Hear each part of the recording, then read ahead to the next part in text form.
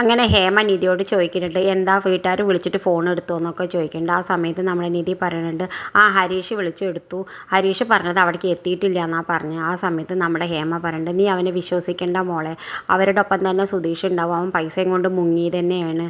നിന്നെ എന്തൊക്കെ പറഞ്ഞിട്ട് അവൻ പറ്റിച്ച അവൻ്റെ വീട്ടുകാരെയൊക്കെ പറഞ്ഞിട്ട് അത് പറഞ്ഞ് പറ്റിക്കണ അവനാണോ നിൻ്റെ പൈസ കൊണ്ട് മുങ്ങാനില്ല പറ്റാത്തത്? എന്തായാലും അവൻ നിൻ്റെ പൈസയൊക്കെ കൊണ്ട് മുങ്ങിയത്. അച്ഛൻ എത്ര കഷ്ടപ്പെട്ട് ഉണ്ടാക്കിയത് ആ പൈസ. അച്ഛൻ അവനെ കുറേ വിശ്വസിച്ചു, പക്ഷേ ഇപ്പം അച്ഛനുള്ള വിശ്വാസം മുഴുവനെ പോയി എന്നൊക്കെ പറയുന്നുണ്ട്. നിധി പറഞ്ഞിട്ട്, ഇല്ല അമ്മേ, ഒരിക്കലും സുധീഷ് അങ്ങനെ ചെയ്യില്ല എന്നൊക്കെ പറയുന്നുണ്ട്. ഹേമ എന്തായാലും കുറേ ദേഷ്യപ്പെട്ടിട്ട് നമ്മൾ നിധിയുടെ അടുത്ത് പോകുന്നുണ്ട്. ആ സമയത്ത് നിധി ഇങ്ങനെ ഇരുന്ന് ആലോചിക്കുന്നുണ്ട്. സുധീഷ് അവൻ പറഞ്ഞതൊക്കെ ഇങ്ങനെ ആലോചിക്കുന്നുണ്ട്. സുധീഷ് അവൻ്റെ വീട്ടുകാരെയൊക്കെ പറ്റിയിട്ട് വലിയ വലിയ കാര്യം പറഞ്ഞതൊക്കെ ഇങ്ങനെ ആലോചിക്കുന്നുണ്ട്. ആ സമയത്ത് നിധി പിന്നെ അവനെ പറ്റി നന്മ ആലോചിക്കുന്നുണ്ട്.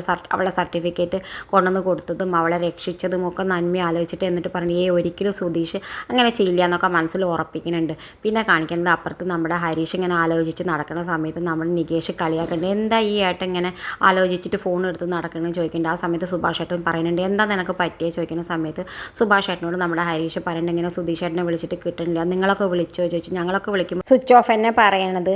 അതെന്നെ പറഞ്ഞ് എനിക്ക് ടെൻഷൻ ആവണമെന്ന് പറയുന്നുണ്ട്. ആ സമയത്ത് നമ്മൾ സുഭാഷ് ഏട്ടൻ ഹരീഷിനെ കളിയാക്കുന്നുണ്ട്, കണ്ട ഒരു നേരം കാണാത്തപ്പോഴേക്കും അവൻ്റെ സ്നേഹം കണ്ടോ എന്നൊക്കെ പറയുന്നുണ്ട്. അതല്ല ഏട്ടാ, എന്നെ ഏടത്തി വിളിച്ചിരുന്നു, ഏടത്തി പറഞ്ഞു അവിടുന്ന് പോയിട്ട് കാണാനില്ല അത്ര നമ്മുടെ സുധീഷ് ഏട്ടനെ കുറേ നേരത്തേക്ക് അവിടെ എത്തിയിട്ടില്ല എന്നൊക്കെ പറയുന്നുണ്ട്.